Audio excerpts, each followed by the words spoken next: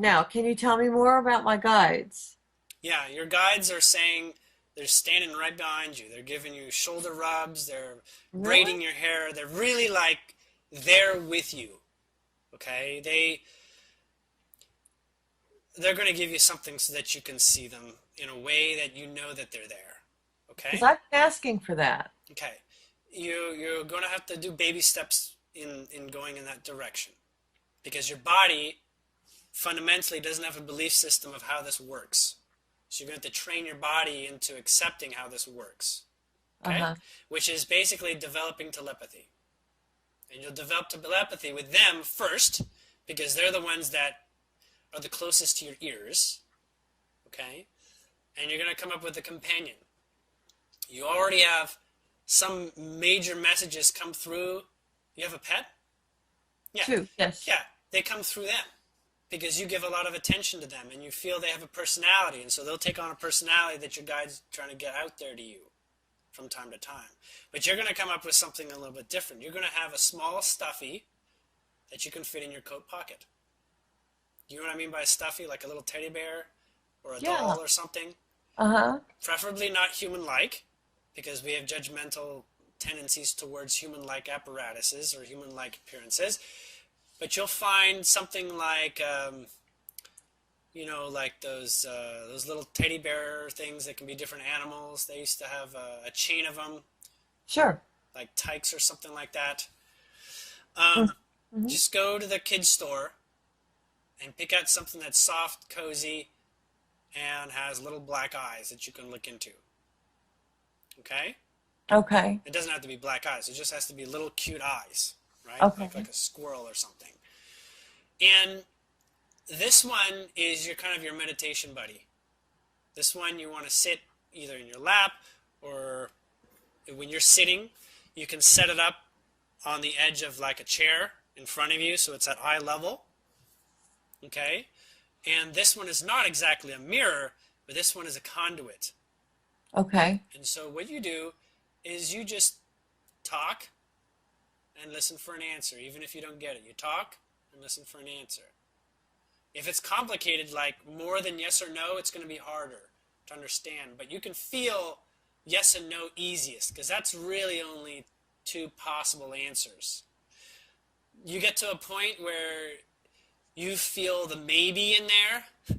You feel a yes and no, and somewhere in between, like sorta, is the Uh-huh. answer. Right.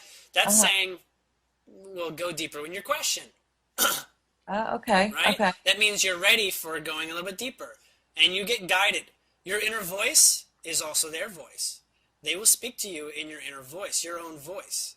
So Oh, pay yeah. attention to what you're asking and what you're saying. The conversation that looks like it's just between you is actually divinely guided. So listen. Also note, when you feel a little bit crummy here and there, that is the part of your ego and your body belief system that's a limit.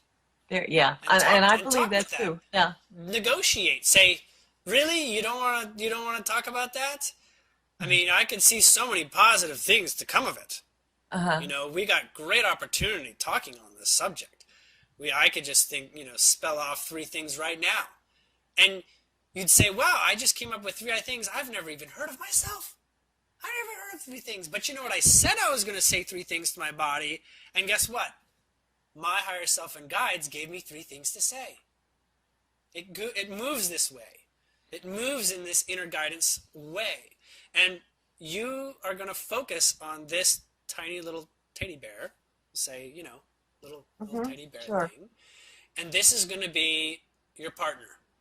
Call it a sparring partner for working on telepathy, because this one gives your body the acknowledgement that you are addressing a something in physical. You need a connection to physical.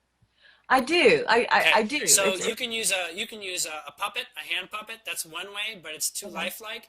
You can eventually graduate to that when you pass the point of you can have all sorts of interesting conversations with your teddy bear, okay, or your stuffy. Allow that to develop. Allow the evolution of it to develop. Okay? Some Okay. people, they go about using dowsing rods and tuning forks, or not tuning forks, but they use dowsing tools, right? Uh, You've used your animals. okay, to give you synchronistic messages. Yeah, I have. That still works, okay, but you want to get a little bit more where your friends are giving you a little bit more specific information. So what you're really doing here is not only getting useful information, whether you hear something or not. You're asking for answers, and they'll get you the answers somehow or other. They're going to get a synchronicity to get you the answer for what you're asking for. You ask a question, it has to be given. If you say, you can't give it to me because I can't see you, well then, guess what? You're not going to get it. Right. But they'll Right. still try to find ways of things that you have not denied. They will find Right. ways that you have not blocked out or closed up the curtains for some way. They'll find a way. And they do. They do And from they time do. to time. They get the message. You just stop thinking, well, that's not from them. Oh my God.